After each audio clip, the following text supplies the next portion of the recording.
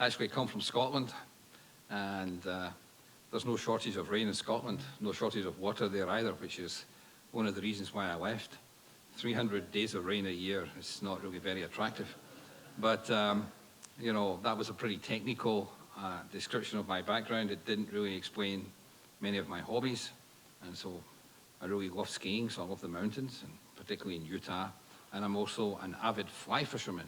So I was actually fishing last weekend in Idaho. So I'm very interested in the health of the rivers and have fished extensively in the Colorado River. So I've been watching it ever since I moved to Arizona about 12 years ago. So I have a personal interest. I would also say I thought it was a great presentation from Peter. I'll come to that in a minute. I would recommend, if you're interested in the ecology of the river as I am, is just look back at what the Colorado River was before they built the dams, and what the ecosystem was that went into the Sea of Cortez.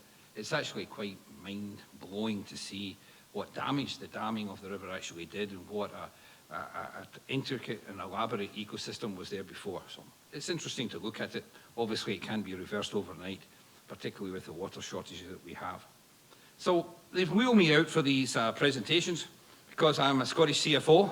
So if you can convince a Scottish CFO who thinks that every penny is a prisoner in his pocket to invest in green projects, then the battle of conviction is won.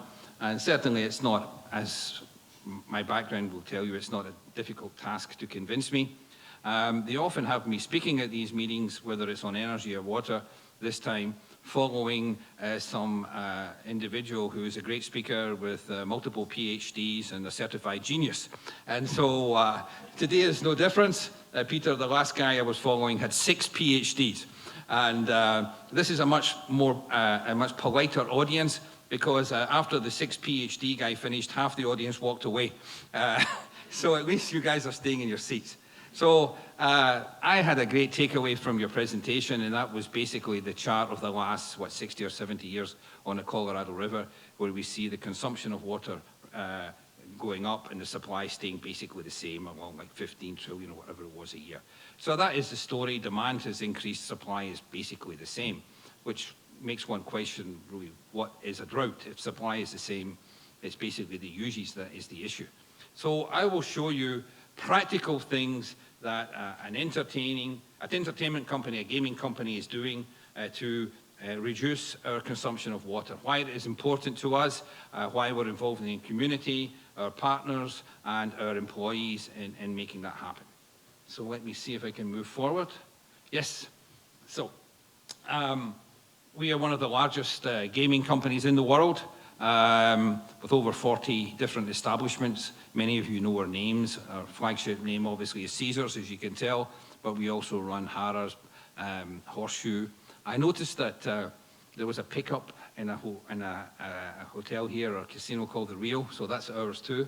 So thank you all of you for staying in the Rio, and we really appreciate that. There's some good restaurants there, make sure you use them. So thank you. So we believe as a corporate citizen, it's very important to be a good steward of the environment. You can see here our presence of our establishments. Obviously, we have a great concentration here in Nevada, both in Vegas, Laughlin, and also in the Lake Tahoe area. So we have a pretty big presence. We've got some presence in Europe and in South America, but 99% of our employees are US-based employees. So whatever we do here is important. Our commitment, we believe in responsibility to the environment, and from that we have a commitment to our communities, to our customers, and to our employees. So being a good corporate citizen is part of our well-being, is part of our makeup within our company, and it's core to our mission to be a responsible gaming entertainment company. So stewardship of the environment, preservation of the environment is core to our responsibility as a company. Our CEO, Gary, put it very well, better than I could put it. Sustainability is one of the few virtuous cycles available to business. So certainly that's something that I would embrace. it enhances our attractiveness, it engages our employees, it increases the value of our brand, and improves our operational effectiveness. So what kind of things do we see when we look at global trends? I noticed on the Davos Institute that water scarcity was up there in the top right-hand quadrant. We run the same kind of analysis when it comes to enterprise risk management. I would endorse that. I certainly think that climate change and water risk are key, and that we tend in the press to concentrate on things that are dramatic but are not profound. And I won't give any examples because I don't want to be political, but I would totally endorse that. And we certainly believe that energy volatility, climate change, and water scarcity are very important. So, Peter, it's exactly in line with what you showed in your presentation. And the rise of urbanization, etc., really are the drivers that force us to conserve as much as possible of the scarce resources that we can use. So this is the same heat map that you showed. We didn't coordinate the presentations, but we do have quite a large presence in Nevada, in the red areas. We are also in Southern California and in Arizona. So my voice must be making the amplifier volume rise automatically. And so we know the importance of conserving water and how important it is to the states where we have a large presence in the west coast of the states. So what kind of things are we doing? Code Green, as you can see here, is the initiative that we have launched as a corporation. And some of the major initiatives that we're undertaking there we show on this chart. We have taken initiatives to reduce our energy consumption.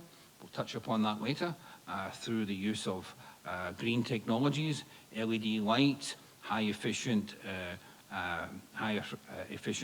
air conditioning units. We're taking efforts to recycle waste, not to pollute the environment, and also with water, we'll show all the different simple investments we're making as a company that can make a difference.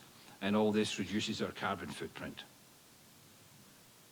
So where do we stand on these different initiatives? So if you look at where we are, we're measuring ourselves here against our 2007 and 2008 actual consumption. So when you look at energy, we have reduced our energy consumption by 20%. We have reduced our greenhouse gas emissions by 13%, and we reduced our greenhouse gas emissions per thousands of air-conditioned square feet. So we have some massive buildings, so this we think is an important measure. We reduced that by over 20%. As far as water is concerned, we're basically looking at this on a similar thing, compared to 2008. By 2015, we think we'll have reduced it by 10%, in 2020 by 15%.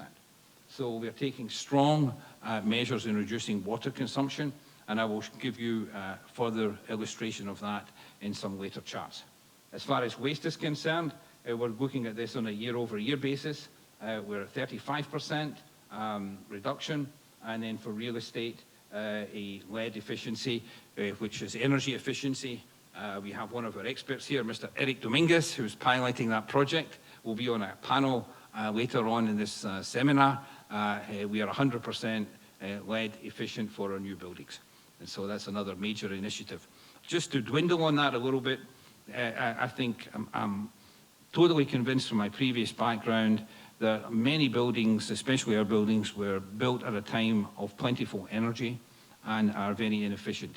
And through many of the actions pioneered by Eric, we are able to make these buildings much more efficient. Insulation, more efficient air conditioning units, better windows, many other things, modern techniques, digital monitoring of rooms, etc., etc. Climate control, digitalized, controlled centrally. And none of that impinges upon the customer comfort and the customer quality of the visit, but does dramatically reduce the energy consumption. So I'm excited about what we've done there. I think we've still got a lot of progress to make, so we're not in any way near the end of the road. But these are the kind of initiatives that we are pioneering, and I'm happy to say we've been successful. And these are not things that are just esoteric, airy-fairy stuff. These are tangible investments that have a good return. So I would not be standing here if I did not believe this makes sense.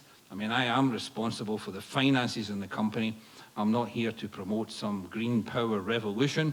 These things make sense from a financial perspective. And I'm disappointed and surprised that many other companies are not embracing this as aggressively as they can. So that would be my message. If you are in a position of responsibility in a company, you can contact us and we will show you the kind of things we've done, because we're excited to share these initiatives and the benefits that they have in conserving scarce resources. So let's look at a few of the details. Code Green, we've invested over $70 million in corporate energy and water projects. I did talk a little bit about energy, and you can see with over 27 million there. You can also say that HVAC, which is the air conditioning, is part of energy too, so that's another 34 million. So the two together make up the majority of our investments. But we will continue to invest. I don't know where we stand on the cycle, but I would reckon we're maybe a third of the way through. So we still have a lot of high return investments, and we're rolling these out as quickly as we can. We've invested the best part of $2 million in water efficiency and in about $6 million in combined heat and power. So the result of all that is we've reduced water consumption. We've installed low flow water controllers and fixtures in guest rooms. I'll show you that in a minute. We're educating our employees and our guests, and we're happy to work in partnership with our community. The Southern Nevada Water Authority as well are helping us publicize this and convert our customers, who sometimes are not easy, by the way. That's one of the big obstacles that we do have, is customers are a little bit conservative. They like freezing cold rooms. They like showers that are not at home, like basically drown yourself in a second. So we have to educate them that this is not good for the environment and doesn't necessarily make them any cleaner. So that is an issue that we have faced. So let's look at some of the things here. We have one of the largest, I believe it's one of the top 5 laundry facilities in North America. We have introduced their high productivity or low water use energy tunnel washers. So it saved us about 60 million gallons a year, even while expanding the capacity by 50%. So we're able to, as you can imagine, process larger volumes of linens with reduced water and energy use. So this is just one of the practical examples. And I believe that the consumption of water in this facility is phenomenal when you consider the output. We also use chemicals or detergents that have a low impact on the environment, because detergents in the past have been very nocive for the environment, so ours are biodegradable, etc. Here's the one I talked about for water. So these are the faucets, and so we've replaced 16,000 shower heads in US properties. This takes the flow reduction from 1.5 to 1.7 gallons per minute, and I can quickly make the calculation. That's a 25% saving. So that 25% saving gives us 50 million gallons of water a year and 18 million BTUs in energy from heating the water and transporting it. Because we can't just look at the consumption, it's expensive to move water around and heat it for showers. So here's some simple examples. Now, there's a bit of an education process going on here, but it is effective, and we will be rolling this out to all our properties and all our rooms. So not only are we looking at the showers in the bedrooms, we're also looking at the toilets. And I know we mentioned that I didn't know that actually the toilet water is sent to California. So, as is indeed the toilet water in our casinos. We have installed low-flow toilets and wash basins in the casinos, which also help in both energy and water conservation. So some illustrations of that here. Again, We haven't installed that everywhere, so this is another opportunity, which I'm encouraging Eric and his team to be aggressive in the deployment. We look at Code Green here. 98% of the water in Nevada is sent back into the system, so we know that. And this gets the green seal of approval as we send it in this dutiful way to California. And as I've mentioned before, we have taken strong efforts to reduce the use of harmful chemicals. And also we use ionized water for cleaning, which is a much more environmentally friendly way. So nothing here is something unique to us. These are all simple solutions that any company can use, but added together, they make a big difference. Here's some other examples. Cooling towers, sub-metering. We've also installed new cooling towers. Any AC system that's more than 10 years old is by definition inefficient. Variable speed motor controllers, digital thermostats and things we've also installed. Desert landscaping, reclaimed water for irrigating our golf courses, specific initiatives for properties, I'll show you that. And then I mentioned HVAC system upgrades, changing all the motors, the pumps, the cooling towers, making them much more efficient, LED lights, and I mentioned digital thermometers. Code Green, we've rolled this out with the Southern Nevada Water Authority. So thanks a lot for your cooperation. It's been great. They helped us in the pamphlets, the publicity for this, as you can see on the left. As I mentioned, educating our customers has not been easy. I wouldn't deny it. Our property managers sometimes are very reluctant, but we've been able to successfully roll this out on a national basis. Each towel not washed saves energy, saves water, and our partnership with the Southern Nevada Water Authority has been very beneficial in publicizing this initiative. So where does this Code Green show us? We provide water. Here are the different things that we educate our employees. We provide water on request at our restaurants. So we discourage them from having that running tap. We ensure that the dishwashers are full. This is all part of what we give as employee training. We reduce running water in sinks. We avoid washing outdoor areas with hose pipes. We require our guests to save water in the guest rooms, or only replace towels that are on the floor. Train staff in water saving practices. So this is all part of a program that we roll out in the company. And I'll show you in another slide how we use our employees as ambassadors to the community. Because we have in North America approximately 70,000 employees, and they will interact with hundreds of people in their community. So if everyone can take an idea, whether it's sprinkling the grass, whether it's watering or washing the car or whatever, all that can have a huge beneficial effect on the community. So that's something that we encourage, and indeed we also help pay for some initiatives for our employees, which I'll show you as well. Water usage, and we give them scorecards. And then we look at the overall water consumption, which is at the bottom of this, over a 12-month period, and look at the overall usage and where they're coming in against targets which are set to reduce that water usage. So this is the kind of scorecard that we use to measure each individual property. We've also, as I mentioned, given $80,000 to our employees, something that, again, I think, again, we can improve upon. We're not at the perfect position. I'd like to give more. So if you can gamble a bit more in the Rio, that will give me some more fuel for this program. And we have helped 844 employees who we reckon have conserved over 500,000 gallons. So things like programmable thermostats, walk or eat a vegetarian meal, or upgrade energy consumptions in their personal vehicle. And installing, of course, these low-flow faucets and toilets is another initiative that we support. In the CDP, we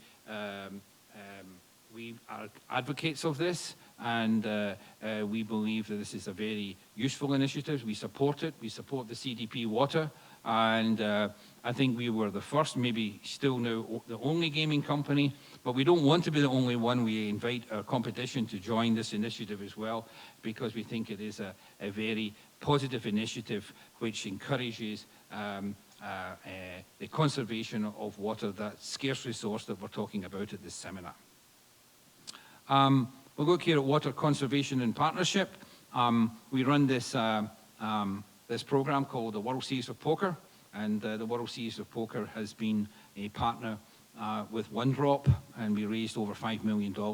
And this is used to support wells, drilling of wells and clean water in developing countries. So this is certainly something that we're very proud of, and it's great to see that this gaming community can actually give back. And you see here one of the stars of the World Series of Poker. I don't really know who he is, but I'm told he's famous in the Honduras. So one of my team can tell you afterwards what his name. I think his name is Antonio. What's it name? There we are. So does anyone know him? You don't? Oh yes, you know him. Oh good. So is he famous? Yes. Oh, thank you. Thank you. There we are. Well, there he is, and he's looking very happy, not just having won the World Series of Poker, but also helping people in Honduras have access to clean water. So I think that's a nice marriage. We talked about how, what kind of savings that we've managed to achieve. So you can see it here. We look at it in gallons per year. So water efficiency projects at these properties have saved over 70 million gallons per year. As I mentioned before, simple paybacks on investments in something like 2 years for many of them, and annual savings, and this is our Vegas properties, of $350,000. So as a Scottish CFO, I'm proud to tell you this does contribute to the bottom line. It's not some nebulous concept. When you look at overall for the whole company, the water trends and cost savings, so we show you the bars from 08 to 13. We've reduced water consumption by approximately 430 million gallons since we started this program in 2008. That's a 13%, is it 13% rate? 18% reduction, and $1.8 million of annual savings. Now, I tried to relate this to reality.